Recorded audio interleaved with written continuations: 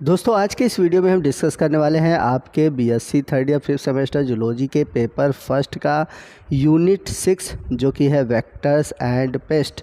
और इसी यूनिट से जुड़ा हुआ एक हम इम्पॉर्टेंट टॉपिक डिस्कस करेंगे और हमारा आज का जो टॉपिक है वो है टर्माइट्स। तो अगर हम बात करें टर्माइट्स, जिसे हम दीमक के नाम से जानते हैं, तो जो टर्माइट्स होते हैं ये एक ऐसे एनिमल है या फिर कह सकते हैं ऐसे इंसेक्ट होते हैं जो कि सेलुलोज को डाइजेस्ट करते हैं। अब ये सेलुलोज को डाइजेस्ट क्यों करते हैं? क्योंकि इनके स्टमक के अंदर एक पैरासाइट प्रोटोजोअन पाया जाता है जिसका नाम है ट्राइकोनिम्फा।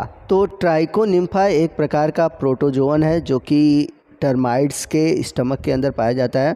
तो ये करता क्या है कि ये सेलुलोज नामक एंजाइम का सिक्रीशन करता है जो कि सेलुलोज को डाइजेस्ट करता है। आपको बता दें कि जो टर्माइट्स है ये एक प्रकार के हेमी मेटाबोलस इंसेक्ट है। हेमी मेटाबोलस का मतलब क्या है?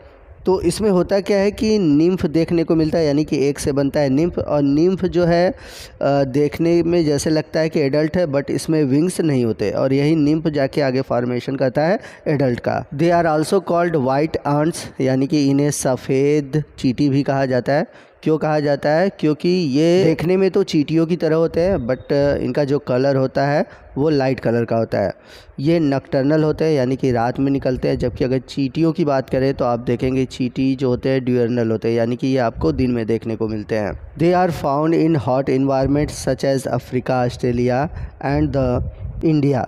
तो ये आपको गर्म इन्वायरमेंट में देखने को मिलता है जैसे कि अफ्रीका, ऑस्ट्रेलिया, भारत। आइए नेक्स्ट हम बात करते हैं टर्माइट्स के क्लासिफिकेशन की। तो इसका फाइलम है आर्थ्रोपोडा, क्लास है इंसेक्टा, ऑर्डर है आइसोटेरा, फैमिली है टर्माइटिडी और जीनस है माइक्रोटर्मेस। तो अगर हम बात करें टर्माइट की तो ये एक प्रकार के सोशल इंसेक्ट होते हैं जो कि स्पेशली कॉलोनी में रहते हैं और इनकी कॉलोनी को कहा जाता है टर्मिटेरिया, यानी कि दीमक का घर।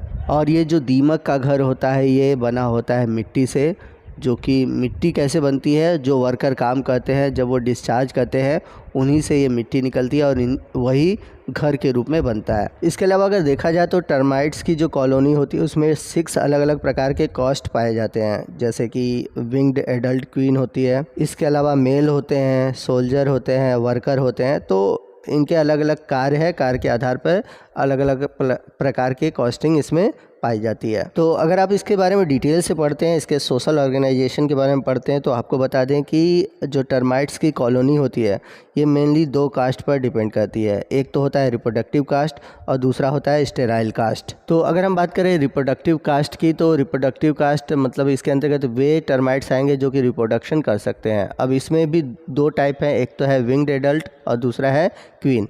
तो जो विंग्ड एडल्ट्स होते हैं इनके पास विंग होते हैं और इसके साथ ही साथ कंपाउंड आई होते हैं।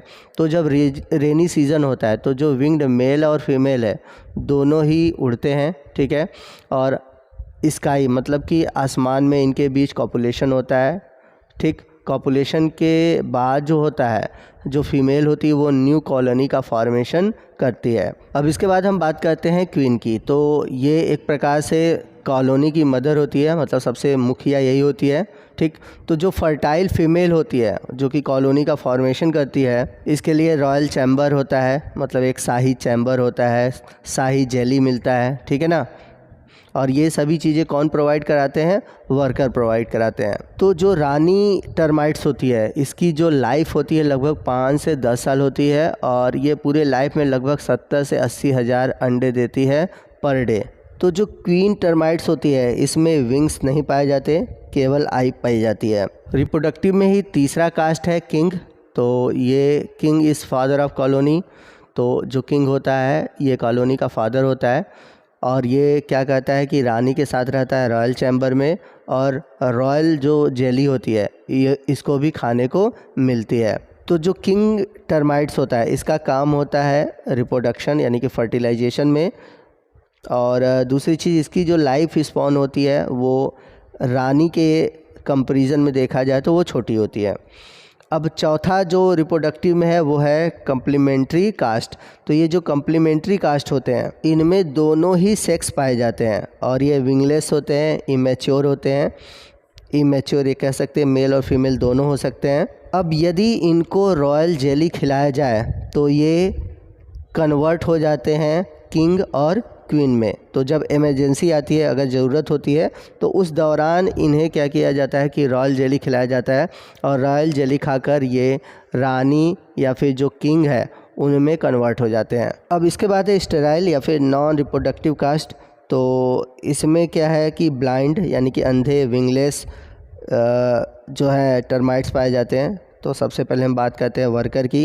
ये साइज़ में छोटे होते हैं, वेल डेवलप इनके माउथ पार्ट होते हैं और इनका काम होता है च्यूइंग और कटिंग में, ठीक।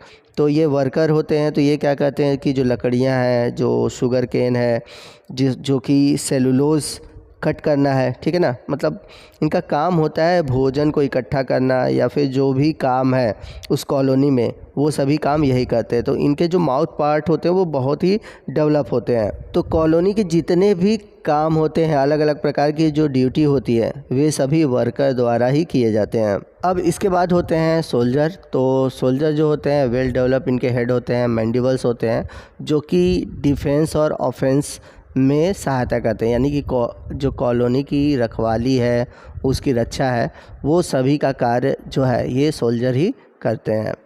अब बात करते हैं टर्माइट्स के कंट्रोल की। तो अगर एक बार आपको घर में टर्माइट्स यानी कि दीमक दिख जाते हैं तो उनको मारना ज़रूरी है।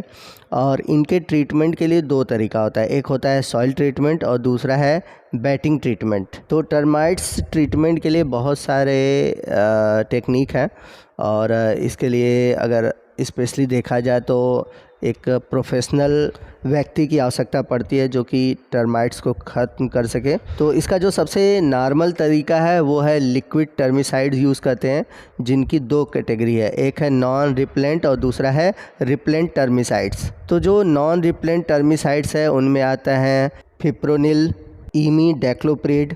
तो ये एक प्रकार से जो होते हैं एक्टिव इंग्रेडिएंट्स होते हैं जो कि धीरे धीरे अपना काम करते हैं। जबकि अगर हम बात करें रिपेलेंट टर्मिसाइड्स की तो इसमें आते हैं परमेथ्रिन, साइपरमेथ्रिन, फेनवेलरेट और बाइफेंथ्रिन। और ये जितने भी रिपेलेंट टर्मिसाइड हैं ये एक केमिकल ग्रुप से बिलोंग करते हैं जिसको हम बोलते हैं पायरेथेरॉइड्स। और ये जो पायरेथेरॉइड्स है ये एक प्रकार का रिपेलेंट है जो कि बहुत ही ख़तरनाक होता है। ये क्विक रिस्पांस देता है और तुरंत ही जो टर्माइट्स होते हैं वे ख़त्म हो जाते हैं। तो दोस्तों इसी के साथ हमारा आज का ये जो वीडियो है जो कि टर्माइट से जुड़ा हुआ था वो ख़त्म होता है।